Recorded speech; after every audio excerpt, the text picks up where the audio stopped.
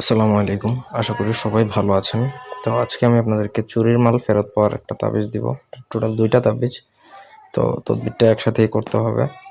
এতে করে আপনি আপনার চুরির মাল পেয়ে যাবেন ইনশাআল্লাহ। সবকিছু ঠিকঠাক মতো করলে। ১ম থেকে পুরো ভিডিওটা না টেনে শেষ পর্যন্ত দেখেন। আমার চ্যানেলটা সাবস্ক্রাইব করবেন, লাইক, কমেন্ট, শেয়ার করবেন। আপনাদের ব্যক্তিগত যে কোনো প্রয়োজন, যে কোনো কাজ, বান জাদু, টোনা, উচাটন, মারণ, স্তম্ভন, আকর্ষণ, বিদ্বেষণ ইত্যাদি যে কোনো কাজের জন্য যোগাযোগ করতে পারেন। আবার যদি কারো বই প্রয়োজন হয়, আমাদের থেকে বইও নিতে পারবেন। টেলিগ্রামে আমাদের অনেক বই ফ্রিতে দেওয়া আছে, চাইলে টেলিগ্রামে জয়েন করতে পারেন।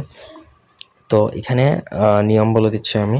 নিয়ম যেভাবে বলবো সেভাবে যদি করতে পারেন করবেন, আদারওয়াইজ করবেন না, সেক্ষেত্রে কাজ হবে না।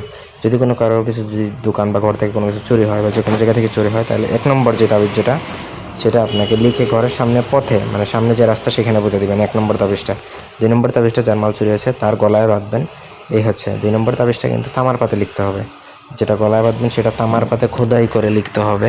আপনার জিনিসটা যদি খুব মূল্যবান হয় তাহলে আপনি একটু খরচ করে করতে পারেন, আর জিনিসটা যদি সামান্য হয় তাহলে এই এত টাকা খরচ করার কোনো দরকার নেই। তারপরে যদি আপনি চোর চিনতে চান সেক্ষেত্রে করতে পারেন।